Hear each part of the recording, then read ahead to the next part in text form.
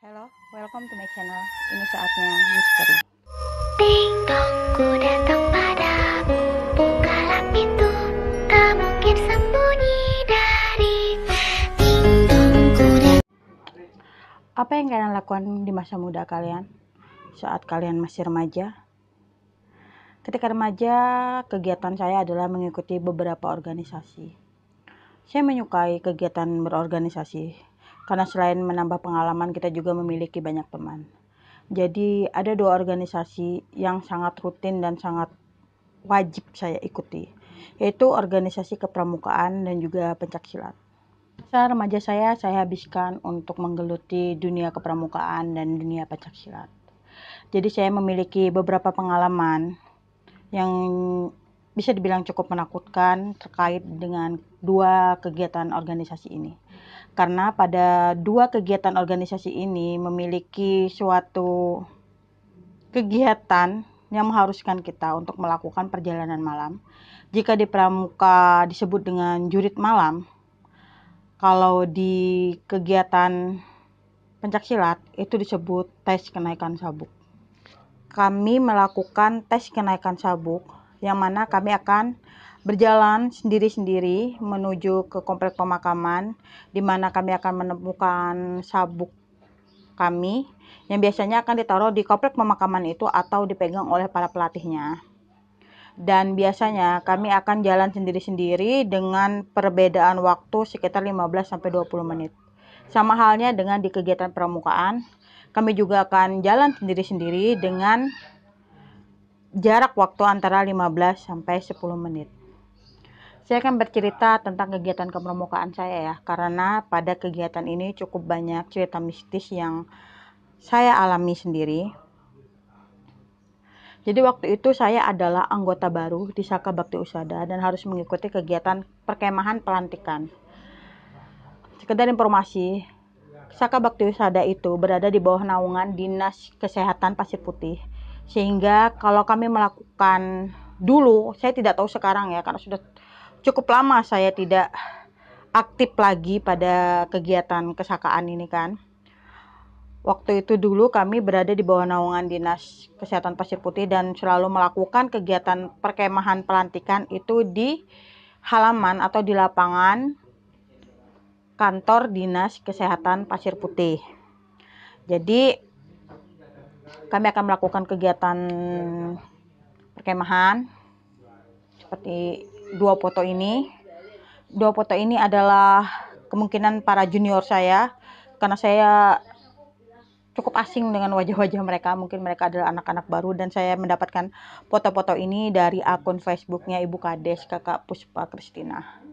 Nah, jadi selama mengadakan kegiatan di situ, kami akan pergi mencari bed Saka pada malam harinya itu di komplek pemakaman Chinese. Maaf, di sana ada 3 komplek pemakaman, tapi saya tidak tahu nama asli dari komplek pemakaman itu karena orang-orang sekitar dan kebanyakan orang di kota Sampit ini menyebutnya dengan pemakaman Cina, pemakaman Kristen, dan pemakaman Katolik. Jadi ada 3 pemakaman di sana kan. Yang sering kami pakai untuk melakukan kegiatan jurit malam itu adalah pemakaman Cina, karena pemakamannya cukup bersih dan tidak begitu banyak semak. Juga terlihat lebih bersih lah, lebih aman untuk kami lakukan, untuk kami pakai untuk melakukan kegiatan seperti itu, dan sudah pasti juga kami sudah mendapatkan izin untuk melakukan kegiatan di sana. Jadi pada malam itu dari Dinas Kesehatan Pasir Putih itu saya dilepas kalau tidak salah pukul 1 dini hari, jalan melewati Jalan Jenderal Sudirman menuju jalan masuk perumahan Betang, karena memang itu adalah rute perjalanannya. Dan sekali lagi karena saya masih baru di sana, jadi saya belum menghafal medan, saya belum tahu rute perjalanan, belum tahu seperti apa komplek pemakaman ini, dan belum tahu segala-galanya. Sepanjang jalan, karena waktu masih di Jalan Jenderal Sudirman itu saya belum ada belum begitu ketakutan. Karena apa? Karena di jalan raya itu kan masih ramai orang berlalu lalang, masih banyak kendaraan-kendaraan yang lewat. Tapi begitu masuk perumahan Betang, saya mulai merasa ketakutan dan mulai berpikiran yang aneh-aneh. Saya takut bertemu dengan kuntilanak, takut bertemu dengan pocong atau bertemu dengan makhluk-makhluk aneh sebangsanya, karena penerangan di sana itu tidak ada sama sekali, tidak ada lampu penerangan jalan pada masa itu ya. Saya tidak tahu kalau yang sekarang. Pada masa itu tidak ada penerangan. Penerangan yang kami miliki hanya dari sinar rembulan dan bintang-bintang yang kebetulan malam itu bersinar dengan terang. Jadi saya jalan sendirian lewat situ. Sepanjang jalan saya berdoa, membaca surah-surah yang saya hafal, dan pandangan mata saya fokuskan hanya ke depan, karena kanan dan kiri itu kebanyakan masih semak belukar, jadi masih belum ada begitu banyak perumahan pendudukan. Sampai akhirnya saya berbelok ke SMP 8.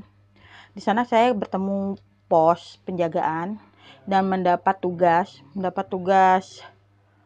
kalau tidak salah waktu itu saya dapat tugas untuk memecahkan sandi kotak. Dan kalau saya bisa memecahkan itu, saya akan tahu rute jalan selanjutnya. Tapi waktu saya masuk ke SMP 8 itu, saya dengar suara-suara agak ribut gitu kan. Ketika saya sampai di dalam, ternyata yang ada di dalam itu hanya 2 kakak pembina saya kan. Kemudian mereka ngasih tugas itu, tapi di dalam ternyata itu sangat gelap, tidak terang seperti ketika saya masih di jalan. Kemudian kakak pembina saya memberi saya sebuah lilin. Berkali-kali dia menyalakan lilin itu. Begitu lilin itu nyala dan diberikan kepada saya, lilinnya mati. Begitu terus sampai akhirnya kakak pembina saya itu marah karena beliau mikirnya saya sengaja mematikan lilin itu, padahal enggak. Begitu lilin itu dikasihkan ke saya dan mau saya bawa jalan menuju kertas tulisan sandi itu kan, pasti lilinnya mati. Pada akhirnya saya tidak bisa mengerjakan tugas dan tidak bisa mengartikan sandi kotak 2 itu. Akhirnya saya dimarahin dan dikasih tahu, kamu jalan aja lurus ke sana sampai nanti ketemu pos selanjutnya, nanti di pos selanjutnya kamu akan dikasih tahu jalan mana yang harus kamu tuju gitu kan. Akhirnya saya jalan lagi sampai di depan pemakaman Cina. Saya dikasih tahu, kamu masuk, cari dulu BCK kamu sampai ketemu. Kalau BCK kamu sampai sudah ketemu, kamu keluar lewati jalan setapak ke sana. Kamu jalan aja lurus, jangan berhenti, jangan belok sebelum jalan habis. Nanti kalau jalan itu sudah habis, nanti ada belokan ke kanan sama ke kiri. Kamu ambil arah ke kanan. Arah ke kiri, dia bilang gitu kan, belok ke kiri gitu, jangan belok ke kanan. Tapi kamu jangan belok-belok dulu sebelum jalan itu habis.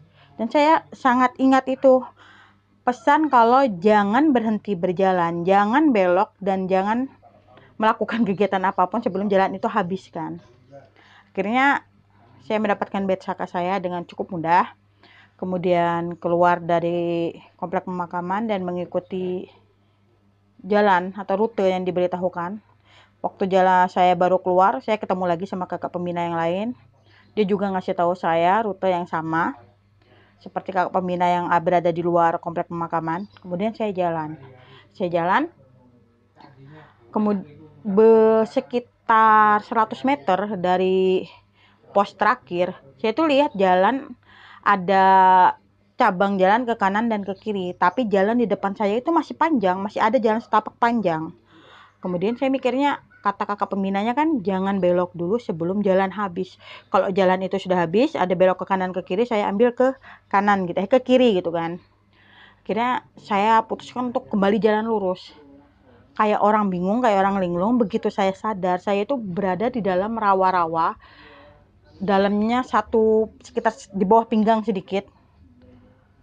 Kemudian ketika saya sadar dan merasa dingin itu, saya mulai teriak-teriak, memanggil beberapa nama kakak pembina saya dan juga beberapa nama teman-teman saya kan. Dan di pos penjagaan terakhir, itu ada kakak pembina yang mendengar suara teriakan saya. Dia mulai balik kan ke arah pemakaman dan tanya, Kak Endang ada di mana gitu kan. Terus kakak pembina yang berjaga di komplek pemakaman bilang kalau saya tuh udah jalan, seharusnya udah sampai di pos terakhir kayak gitu. Tapi kata kakak pembina yang jaga di pos terakhir itu mereka nggak ada bertemu sama saya dan mendengar suara saya berteriak. Jadi saya berada di rawa-rawa itu sekitar 30 menit sampai akhirnya saya ngeliat cahaya, ada lampu, cahaya lampu.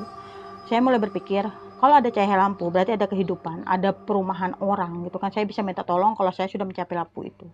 Mau tidak mau saya jalan melewati rawa-rawa itu sampai saya sampai di kayak belakang rumah orang, kayak komplek perumahan, karena di Sampit ini banyak sekali komplek perumahan kan, kayak komplek perumahan. Saya lewat jalan belakangnya dan maju ke depan rumah itu kan. Saya ketok rumah yang pertama yang saya lihat lampunya, tapi nggak ada orang yang membukakan pintu. Jadi saya ingat rumah itu berada di tengah-tengah. Di depan rumah itu ada jalan lurus ke depan, ke kanan dan ke kiri. Kemudian saya coba jalan ke kiri. Saya jalan ke kiri lurus sampai jalan itu gelap. Kalau saya memejamkan mata, saya akan kembali ke depan rumah yang awal saya datangin. Kejadian pertama itu membuat saya itu berpikir, saya sadar dengan sesadar-sadarnya. Saya ingat kata mama selalu bilang gini, kalau kamu jalan balik lagi ke tempat asal kamu jalan, itu berarti kamu sedang disembunyikan jin atau setan. Saya berdoa dalam hati, membaca semua apa yang saya bisa, memohon perlindungan dari Allah Subhanahu wa taala. Kemudian saya jalan lurus dari rumah, di pas yang berada di depan rumah itu kan, saya jalan lurus lagi ke depan. Kemudian ketika saya memejamkan mata, tidak sengaja memejamkan mata, saya kembali ke depan rumah yang tadi. Saya kembali baca doa, mohon petunjuk. Kemudian ambil jalan lain, jalan sebelah kanan. Saya balik lagi jalan ke sebelah kanan dan sebisa mungkin saya tidak mengejamkan mata saya. Tapi tiba-tiba ada angin dan beberapa kepulan asap membuat saya memejamkan mata dan saya kembali lagi ke depan rumah yang awal saya datangin tadi. Saya mulai menunduk, mulai menangis, dan mulai membaca doa sebisa mungkin, memohon supaya saya dapat mendapatkan jalan pulang. Ternyata pada malam itu ketika saya tersesat, mama di rumah itu juga merasakan hal yang sama, merasakan kekhawatiran. Kayaknya mama kayak apa ya, kayak ikatan batin gitu kan. Jadi mama di rumah tuh merasa kayak ada sesuatu yang terjadi pada anak saya gitu. Jadi mama tuh bangun sholat tahajud kemudian berdoa. Mungkin karena doa dari mama dan bantuan dari yang maha pencipta kan, saya melihat ke arah kanan, ke arah jalan yang terakhir saya lewatin. Di ujung jalan itu kayak ada keramaian, ramai sekali suara musik dan sebagainya macam, sepertinya ada pesta atau sebagainya gitu kan. Kembali saya melewati jalan sebelah kanan, jalan lurus. Di ujung jalan saya melihat sebuah rumah, ada tenda, sepertinya ada acara pernikahan. Sangat ramai. Musik, suara musik, lagunya. Kalau di sini bilangnya lagu karungut ya, lagu-lagu khas suku Dayak kan. Saya mendengar lagu-lagu itu. Kemudian melihat orang-orang yang sedang makan dan juga ada seorang bapak yang entah sedang mengaduk. Kalau saya lihat secara awam, dia itu kayak ngaduk es buah itu kan, kolak buah gitu. Terus saya tanya kan, saya bilang, "Bapak, saya mau minta tolong, saya anak pramuka yang tersesat. Bapak bisa ngasih tahu nggak di mana jalan raya, arah jalan raya gitu kan." Pokoknya saya mikirnya kalau saya bisa keluar sudah sampai ke arah jalan raya, otomatis saya akan tahu kemana saya akan pulang dan kemana arah tujuan saya. Terus kata bapaknya kayak gini, kalau kamu mau cari jalan raya, kamu tinggal jalan ke kiri, lurus, jangan noleh dulu ke belakang sebelum kamu mendengar suara manusia lain, katanya kayak gitu. Terus dalam hati itu saya rasa kok dia bilangnya jalan lurus terus dan jangan menoleh sebelum kamu dengar suara manusia lain. Udah kepikiran kan, jangan-jangan bapak sama orang-orang yang ada di sini itu bukan manusia. Apalagi ekspresi dari orang-orang yang sedang makan itu kayak dingin, terus nyuap gitu, ngambil lagi suap, kayak nggak ada ngobrol atau apa gitu kan. Yang suara ramenya itu ya cuma dari suara musik itu aja kan. Kemudian saya kan bilang, terima kasih ya Pak, saya mau pulang dulu, mau cari jalan pulang dulu. Terus si bapak bilang kayak gini, nggak mampir dulu kah, makan dulu di sini dek, katanya kayak gitu. Cuman saya keinget lagi ya, kalau kita nonton di film-film horor kan, kalau misalnya kita makan di dunia lain, ibaratnya ya, kalau kita makan di dunia lain itu berarti kita nggak bisa balik lagi ke dunia kita gitu kan. Nggak tahu itu mitos apa benar, cuma saya percayanya kayak gitu. Jadi waktu bapak itu nawarin supaya saya makan atau setidaknya minum kolak buah yang dia bikin itu kan, dengan halus saya menolak. Saya bilang, maaf pak, saya buru-buru, saya takut teman-teman saya mencari saya. Kalau saya harus makan dulu di sini, nanti banyak waktu yang terbuang, kasihan mereka. Terus si bapak ini bilang, ya udah, kamu jalan aja ke kiri, ingat ya, jangan menoleh sebelum kamu dengar suara manusia lain. Jadi sambil balik badan, begitu saya balik badan dan untuk pergi, saya tidak pernah menoleh ke belakang dan tidak mau menoleh ke belakang, karena saya ingat di film-film horor yang saya tonton, kalau saya menoleh ke belakang maka biasanya rumah itu akan berubah menjadi hutan belantara atau menjadi kuburan. Kemudian ketika saya balik ke depan, akan menjadi tidak akan ada jalan dan saya akan selama-lamanya tersesat di situ. Karena itu saya tidak mau menoleh ke belakang. Saya jalan aja terus ke depan. Sampai akhirnya saya mendengar suara orang memanggil-manggil nama saya. Terus mereka bilang, kenapa itu, kalau bahasa sininya kan, kenapa sahabat-sahabat itu bergoyang-goyang gitu kan, kenapa semak belukar itu bergoyang-goyang, katanya gitu. Ada siapa kayak gitu kan. Mereka pikirnya ada babi hutan atau apa gitu, nggak taunya saya yang keluar dari arah semak-semak itu. Dan sampai saya keluar itu saya merasa masih yang saya pijak, yang saya lewati adalah jalan. Padahal kalau di mata kakak-kakak yang lain yang lagi ngeliatin saya, itu bukan jalan, melainkan semak belukar. Dan begitu saya keluar, mereka langsung mengucapkan alhamdulillah, bersyukur karena saya bisa keluar. Dan setelah itu saya ceritakan cerita saya kepada teman-teman saya yang lain, dan mereka percaya kalau memang ada orang atau ada penghuni lain yang mungkin di sana ada kampung lain selain kampung manusia, dan bersyukurnya mereka masih mau menunjukkan jalan pulang kepada saya. Karena biasanya kalau kita sudah tersesat di dunia-dunia seperti itu kan, biasanya mereka tuh enggan untuk melepaskan kita kembali untuk kembali ke dunia kita kan. Dan cerita selanjutnya adalah masih dalam kegiatan kepermukaan ini dan masih di lokasi yang sama, tapi saya sudah menjadi senior. Jadi ketika itu saya sudah menjadi kakak pembina, sudah menjadi senior, dan saya melakukan pelantikan kepada para junior-junior saya. Waktu malam itu kami diberitahu tidak ada yang boleh memakai jaket. Panitia ataupun peserta tidak ada yang boleh pakai jaket. Saya ingat sekali. Jadi waktu kakak pembina kami itu bilang, kalian boleh pakai baju saka di bagian dalam, kemudian kalian lapis dengan baju pramuka, pakaian pramuka. Jadi kalau kalian jalan dan orang-orang ngelihat, mereka akan tahu kalau kalian sedang melakukan kegiatan kepramukaan. Tapi kalau kalian jalan, baju pramuka kalian tertutup oleh jaket, kadang-kadang orang mengira kalian sedang melakukan hal-hal yang tidak gitu kan. Akhirnya kami setuju dengan pendapat kakak pembina kami dan memakai pakaian saka di dalam, kemudian memakai pakaian pramuka di luar. Semua memakai pakaian pramuka dengan atribut yang lengkap. Dan saya berjaga di pemakaman Cina. Saya berjaga di dalam sambil, karena begini ya, begitu peserta masuk, itu bukan peserta aja yang ada di dalam pemakaman itu, tapi ada beberapa kakak panitia yang bersembunyi. Jadi mereka itu memantau dan melihat pergerakan dari para peserta. Jadi kalau mereka butuh bantuan atau mereka ketakutan atau mereka menangis, kakak panitia yang sembunyi ini akan keluar dan menolong mereka. Jadi nggak serta-merta mereka disuruh masuk ke pemakaman Cina itu sendirian tuh enggak. Setelah saya jadi panitia dan setelah saya jadi senior, saya baru tahu kan kalau tata caranya itu seperti itu. Jadi saya bersembunyi dengan beberapa rekan panitia yang lain kan. Peserta masuk. Nah, jadi pas itu ada 2 peserta terakhir yang belum masuk. Terus kakak panitia yang lain itu ada yang ngasih tahu saya kan, Kak Endang gantian aja kakak ke pos terakhir kayak gitu kan. Kakak ke pos terakhir aja.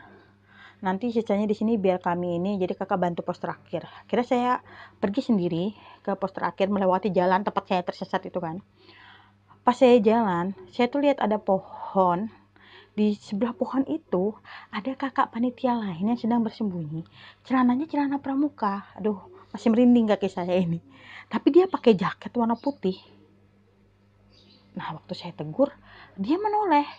Saya ingat betul wajahnya, tapi saya tahu kalau di antara teman-teman panitia saya, dia tidak ada.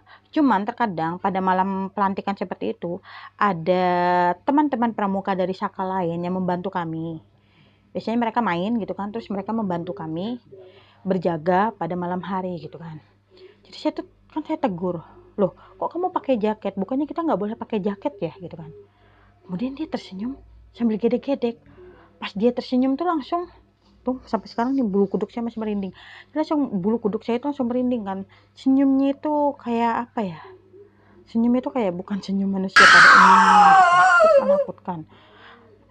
Cuma kenapa insting saya tuh kalau ngelihat sesuatu yang itu bukan manusia, itu kayaknya langsung gimana ya? Jadi saya tahu kan kalau dia tuh kayaknya bukan manusia gitu kan. Akhirnya pas dia kayak gini kan, kayak ngasih kode supaya saya tuh duduk di sebelah dia, ikut sembunyi kayak dia. Saya langsung bilang, aku disuruh jaga di pos terakhir gitu kan. Ya udah kamu di situ aja, jangan ngikutin aku, kamu di situ aja, lihat aja teman-teman yang lain lagi nungguin peserta, masih ada 2 peserta lagi, aku bilang kayak gitu. Terus aku langsung jalan ke pos terakhir. Sampai pos terakhir itu tuh, badanku tuh kayak rasanya dingin banget. Terus aku tuh bilang, itu tuh sama Kak Nunu. Terus bilang sama Kak Nunu kan, Kak Ulun tadi saya lihat ada orang pakai celana pramuka tapi pakai jaket warna putih, bukannya kita nggak boleh pakai jaket ya? Iya kata Kak Nunu kan, kata pembina kami, kalian tuh memang nggak boleh pakai jaket. Terus ada ini kah panitia tamu ya kan, biasanya kan ada panitia tamu, tapi kata Kak Nunu itu nggak ada panitia tamu sama sekali malam itu. Yang berjaga memang para senior di Saka Bakti Wisada itu sendiri, juga kakak pembinanya. Itulah saya yakin, oh berarti itu tadi bukan manusia. Ya mau nggak mau gimana ya, karena kami berada di kawasan mereka, mungkin saja dia penasaran dengan kegiatan apa yang kami lakukan dan mengikuti kegiatan kami dengan cara kami melakukannya dengan cara bersembunyi-sembunyi. Dia juga ikut bersembunyi-sembunyi kan, siapa tahu dia juga seumuran dengan kami dan ingin merasakan sensasi berjaga. Ribut gitu, mereka tuh jalan kayak ke arah kantor itu kan, kayak mau masuk ke kantor. Jadi saya tuh kaget kan, bangun, saya buka kantornya kan, kebetulan saya kunci, saya buka kantornya, pas saya lihat keluar itu nggak ada orang sama sekali.